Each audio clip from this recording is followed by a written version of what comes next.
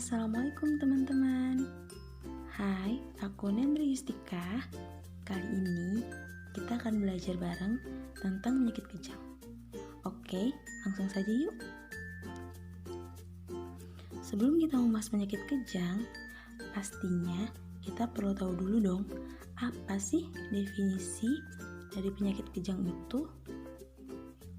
Jadi, definisi penyakit kejang adalah depolarisasi berlebihan sel-sel neuron otak yang mengakibatkan perubahan yang bersifat paroksimal fungsi neuron seperti perilaku, fungsi motorik, dan otonom dengan atau tanpa perubahan kesadaran.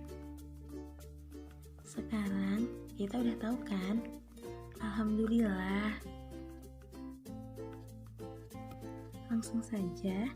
Jadi, kejang itu ada yang disebabkan oleh infeksi dan non-infeksi.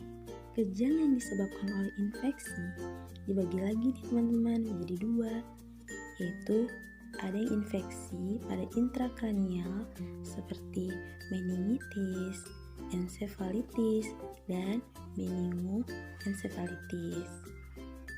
Dan ada juga infeksi pada ekstrakranial seperti kejang demam pada anak.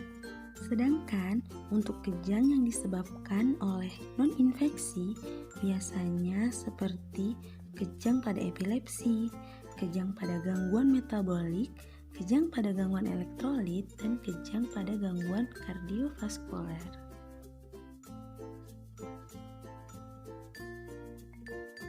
Next, kita bahas satu-satu dulu ya. Yang pertama adalah kejang yang disebabkan oleh infeksi intrakranial. Gejala klinis utamanya yaitu kejang dan demam.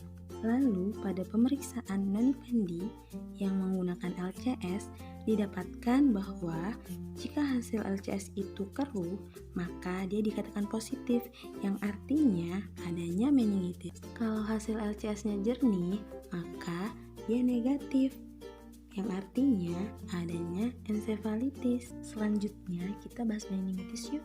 Jadi meningitis merupakan peradangan pada selaput otak atau selaput meningen yang terdiri dari dura mater, pia mater, dan arachnoid mater. Meningitis yang disebabkan oleh bakteri disebut meningitis bakteri yang LCS-nya berwarna keruh. Sedangkan meningitis yang disebabkan oleh virus disebut meningitis virus yang LCS-nya jernih. Dan satu lagi, meningitis yang disebabkan oleh TB disebut meningitis TB yang warna LCS-nya santokrom atau kekuningan. Meningitis ini memiliki trias loh teman-teman. Yang pertama yaitu demam, yang kedua nyeri kepala hebat, dan yang ketiga kekukur positif. Teman-teman bisa lihat juga nih perbedaan leukosit, PMN, glukosa, dan protein dari ketiga penyebab meningitis ini.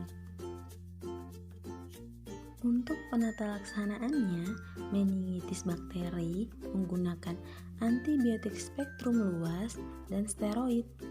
Dan untuk meningitis virus, dia menggunakan pengobatan simptomatis dan steroid juga. Dan sedangkan untuk meningitis TB menggunakan obat anti tuberkulosis dan steroid.